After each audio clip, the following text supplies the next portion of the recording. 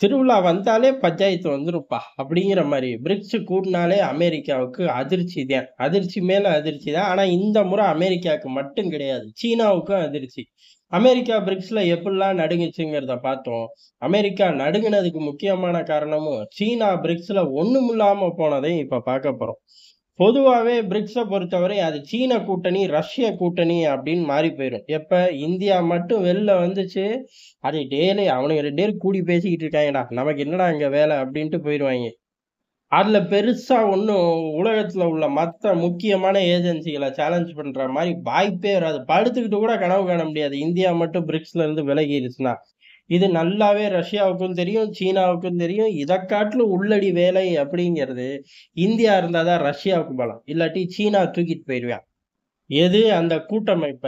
India இருந்தா மட்டும் தான் மத்த எல்லா பயலும் உள்ள வருவான். இல்லாட்டி சீனா வீணா போன 4, 5 நாடுகள ஏமாந்த 4 நாடுகள உள்ளுக்குள்ள கொண்டு வந்து வச்சு லோன் தரேங்கிற பேர்ல அந்த நாட்டையும் கெடுத்துருவான். இந்த பிரிக்ஸ் இயக்கத்தையும் கெடுத்துருவான். ரஷ்யா அதுல உப்புக்கு சப்பானி மாரி சுத்திக்கிட்டு இருக்க வேண்டிய தேவை வந்துரும். முழுக்க முழுக்க இந்தியாவோட வெயிட்டேஜ் தான் பிரிக்ஸோட மைலேஜ். இத மீண்டும் ஒரு முறை நிரூபிக்கிற மாரி தான் பஹல்காம் தாக்குதலுக்கு கண்டனத்த பிரிக்ஸுக்குள்ள கொண்டு வந்துட்டோம். இதே விஷயத்த இப்ப எஸ்சிஓல செய்ய மாட்டேன் அப்டின்னாய்ங்க. செய்யாட்டி போ! நான் ஏன் கையெழுத்து போடப் போறேன் அப்டின்னு சொல்லி பத்தி விட்டோம். ஆனா இதுல வாங்கிக்கிட்டோம் நம்ம நேக்கா.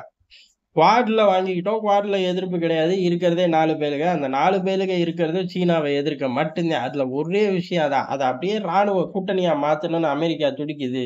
சீனாவுக்கு எதிரான கூட்டணியா மட்டும் வச்சுக்குவோம். ராணுவ கூட்டணிலாம் அப்புறம் பார்த்துக்கலாம்ப்பா அப்படின்னு பத்தி விட்டோம். அந்த அளவுக்கு அங்கேயும் நமக்கு வெயிட்டேஜ். இப்ப பிரிக்ஸ முழுக்க நம்ம கைப்பத்திட்டோம் அப்டின்னே சொல்லலாம். பிடிக்குதோ, பிடிக்கலையோ இதான் எதார்த்தமான உண்மை. ஏன் அப்டின்னா, பிரிக்ஸ்ல உட்கார்ந்து சொந்த கதைய மட்டும் நம்ம பேசல. மத்த எல்லா பயலுகளுக்காகவும் பேசியிருக்கோம். அதோட ஒரு வெளிப்பாடும், முழு வெயிட்டேஜ் இருக்க போய் தான் சீனாவால நகர்த்தவே முடியல. ஏறக்குறைய அமெரிக்கா ஒரு விஷயத்துல அடி வாங்குது. எது பிரிக்ஸ் வரும்போதெல்லாம் அமெரிக்கா தான் அடி வாங்குது. இந்த தடவ சீனாவும் அடி வாங்கிட்டான். பிரிக்ஸ்ல இந்தியாவோட ஆதிக்கம் தான் ஜாஸ்தி. உனக்கு இங்க ஒரு செல்வாக்கும் கிடையாது. ஓரமா போய் நில்லு அப்படிங்கிற சொல்லாத குறையா, இந்தியா சம்பவத்த பண்ணி விட்டுருச்சுங்கிறது தான் எதார்த்தமான உண்மை. சீனா இதுலருந்து எந்திரிக்குமா அப்படின்னு கேட்டா, சீனாவுக்கு உள்ளூர்லயே பிரச்சனை இருக்கு.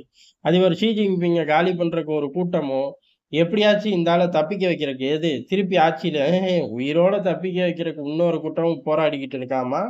இந்த மாரி விவகாரங்கள் அங்க பத்திக்கிட்டு எரியும்போது, இது பெரிய பிரச்சனையாவே அவனுங்க பார்க்க மாட்டாய்ங்க. அசிங்கப்பட்டோம். உள்ளூர் மக்களுக்கு தெரியாம பார்த்துக்குவோம். அப்படிங்கிற ரேஞ்சுல சீனா போய் நின்னுக்கும். அமெரிக்காவ பொறுத்தவரையும் முழுக்க, முழுக்க இந்தியாவோட கை ஓங்குது அப்படிங்கிறது அமெரிக்காவுக்கு கூடுதலான பயம். ஏன் அப்படின்னா, கூட்டங்கள் கூட, கூட ஆட்டோமேட்டிக்கா வெயிட்டேஜ் ஆயிக்கிட்டே தான் இருக்கும் அந்த கூட்டமைப்பு. அப்புறம் அமெரிக்கா சொல் பேச்சு கேட்க மாட்டாய்ங்க.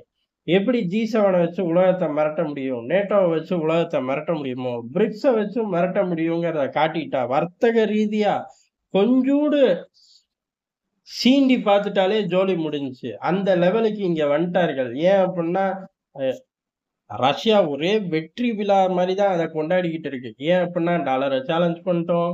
பெரிய அளவு வர்த்தகத்த சேலஞ்ச் பண்ணிட்டோம். உண்மையும் கூட.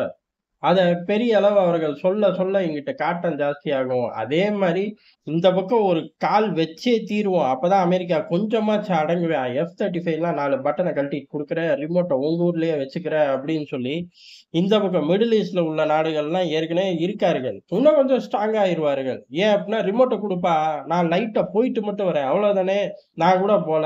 என்னோட அடுத்த ஆள அனுப்புறேன். ரிமோட்ட குடுத்துட்டேன்னு வச்சுக்க, நாங்க 2 பேருமே போல, அதிகாரிய அனுப்பிக்கிறோம். இப்ப என்ன குறைஞ்சு போச்சு? அப்படின்னு அமெரிக்கா கிட்ட பேரம் பேசலாம் உதவியும். இந்த அளவுக்கு ஸ்ட்ராங் ஆகுறதுக்கு என்ன காரணம்? ஒரே காரணம் இந்தியா தான். அப்புறம் இந்தியா எந்த மாரி ரூட் எடுக்கும்? எல்லா வகையிலயும் சமமான மைலேஜ் அப்படின்னு சொல்லும்போது, எல்லா நாட்டுக்கும் ஆஹா! திருப்பி ஒரு தாட்டி சொல்லுங்க. இதெல்லாம் இதுவரை எங்க காதுல கேட்டதே இல்லையே! அண்ணன் அமெரிக்கா வந்து ரவுடித்தனம் பண்ணுவான். நாங்களும் வேற வழி இல்லாம சரண்டர் ஆயிருக்கோம். ஈக்குவல் பெனிஃபிட், ஈக்குவல் மைலேஜ் அப்படின்னு சொல்லி தான் எல்லா நாடுகளும் புகுந்துகிட்டு இந்தியா நிக்கிற பக்கம் வரார்கள். இந்தியாவும் சாதிச்சு குடுக்குது. இதுல பெரிய ஆள், சின்ன ஆள்லாம் இந்தியா பார்க்கறதில்ல. உண்மையிலேயே இந்த நாடுகளுக்கு இதெல்லாம் அவர்களுக்கான தேவை அப்படின்னா, இந்தியா இறங்கி செஞ்சுருது. அதுல லாப நஷ்ட கணக்கெல்லாம் பெருசா நம்ம பார்க்கிறதே இல்ல. அதனால நம்ம இருக்கிற அணியில கூட்டங்கள் கூடுது. அந்த கூட்டம் வலுவடையுது. வலுவடையும் போது ஒரே நேரத்துல நம்மளால அமெரிக்காவுக்கு சேலஞ்ச் பண்ண முடியாது. 2டே நாள்ல அமெரிக்கா கூட மினி அக்ரிமெண்ட். இத வச்சுக்கிட்டு பிரிக்ஸ்ல யாராச்சும் சேட்டைய குடுப்பார்களான்னு கேட்டா, இந்தியாவால குடுக்க முடியும்னு நிரூபிச்சிருக்கோம். அதே மாரி பிரிக்ஸ்ல நான் தான் பெரிய ரவுடி தெரியுமா? அப்படின்னு உள்ளூர்ல இருந்து உலகம் வரையும் போஸ்ட் ஒட்டுன ஷி ஜின்பிங், ஓரமா போய் நில்றா! நாங்க தான் இங்க ரவுடி அப்படிங்கிற மாரி ஐநால என்னதான் வீட்டோ அதிகாரத்தோட ஊருக்குள்ள பிரான்ஸ், ரஷ்யா, சீனான்னு சுத்திக்கிட்டு இருந்தாலும், ஐநால ரவுடி அப்படின்னா அமெரிக்கா தான். அதே மாரி பிரிக்ஸ்ல நான் தான் பெரிய ஆளு அப்படின்னு சீனா சுத்திக்கிட்டு இருந்தாலும், உண்மையான பெரிய ஆள் இந்தியா தான் அப்படின்னு நிரூபிச்சுட்டோம். இதுல சீனா அதிர்ச்சி, அமெரிக்கா அதிர்ச்சி, ஒட்டுமொத்த உலகமும் குஷி அப்படிங்கிறது தான் எதார்த்தமான உண்ம.